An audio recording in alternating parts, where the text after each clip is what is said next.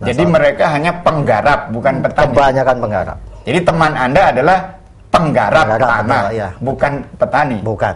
Dan Anda apa? Gimana? Dan Anda apa sebagai teman? Saya temannya penggarap, temannya petani. Oke. Begini Pak, saya kan yang saya katakan memang kawan petani, kawan penggarap. Nah, mereka tuh sering suka salah mengeluh ke saya tuh, kesannya saya bisa menyampaikan kepada pengelola ini. Nah, walaupun tuh selalu saya iyakan. Tapi menarik tadi pembicaraan antara Pak Anggoro, Mas ini, bahwa saya kurang begitu melihat besaran tanahnya, entah itu 1 hektar atau 4 hektar atau 2 hektar. Yang penting para petani ini atau penggarap juga itu merasa tidak teraniaya di sana.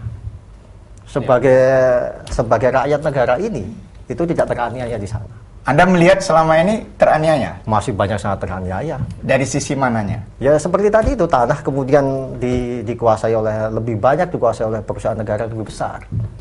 Padahal sebetulnya perusahaan negara itu tidak boleh menguasai seperti itu. Ya. Karena konotasinya negara itu yang berdaulat itu rakyatnya. Ini tanah-tanah milik rakyat ini kok. Saya pernah katakan bahwa itu sebetulnya kalau seperti 2 atau 4 hektar itu tanah aja enggak. Kalau ada ya udah kasihkan, kenapa enggak? Kenapa harus tahan perusahaan negara gitu? Disitulah menariknya. Tadi katakan itulah yang diusulkan oleh LSM-nya Pak. Dewan Nasional Konsorsium Pembaruan Agraria. Nah, sampai di mana itu upaya pengusulan adanya kepemilikan lahan petani? Kita sudah sampai pada sebenarnya momentumnya sudah datang 2 kali untuk menjalankan reforma agraria atau pembaruan agraria. 1 tahun 2001 melalui undang-undang, melalui ketetapan MPR bahkan nomor 9 tahun 2001 tentang pembaruan agraria dan pengelolaan sumber daya alam.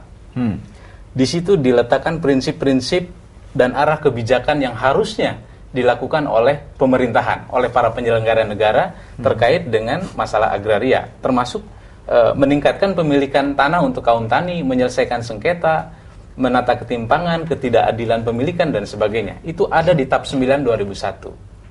Setelah itu berkali-kali kita ganti presiden sampai presiden hari ini. Pembaruan agraria belum dijalankan. Nah, ada tonggak kedua sebenarnya. Ketika Presiden Susilo Bambang Yudhoyono berkampanye pada tahun 2004, beliau berjanji akan menjalankan reforma agraria kalau terpilih. Terpilih beliau. Terpilih beliau. Sekali sudah. Sekarang kedua. Sekarang periode kedua bahkan. Pertanyaannya, apakah pemerintahan Susilo Bambang Yudhoyono sudah menjalankan reforma agraria? Sudah menyediakan tanah bagi rakyat miskin? Dalam catatan KPA, belum. Kalau kemarin rame di media massa, terutama media cetak, dikatakan pemerintah gagal menjalankan reforma agraria.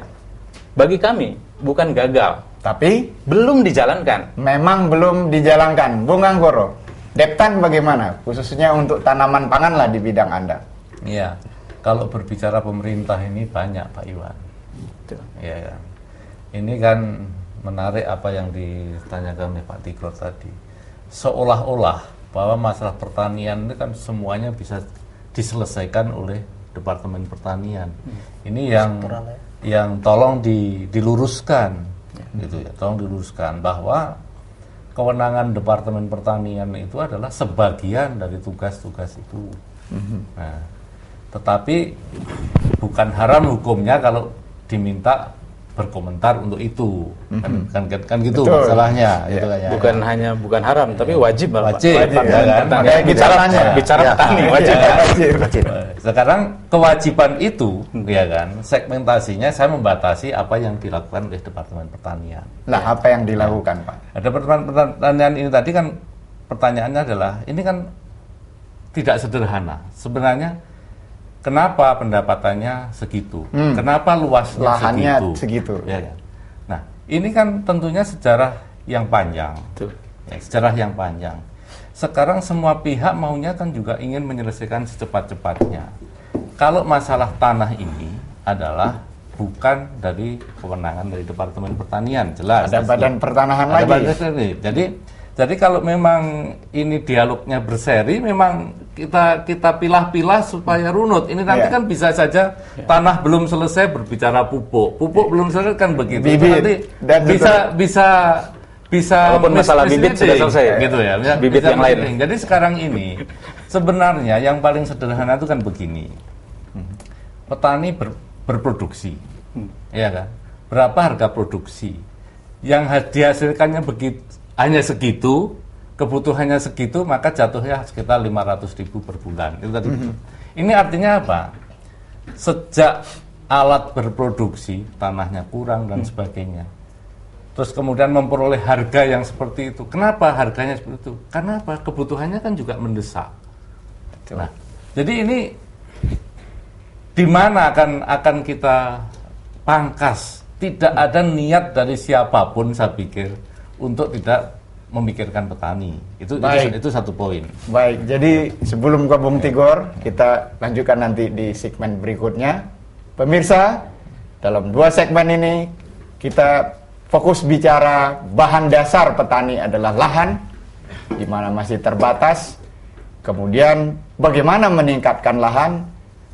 Akhirnya Bung Anggoro juga mengaku bukan urusan Departemen Pertanian, ada badan lagi yang mengurus. Semacam pengeluhan. Tapi memang demikianlah keadaannya barangkali ya Bung Anggoro ya. Keterbatasan katanya. Apakah demikian keterbatasan itu? Pemirsa, kita lanjutkan dialog kita dalam segmen berikut ini.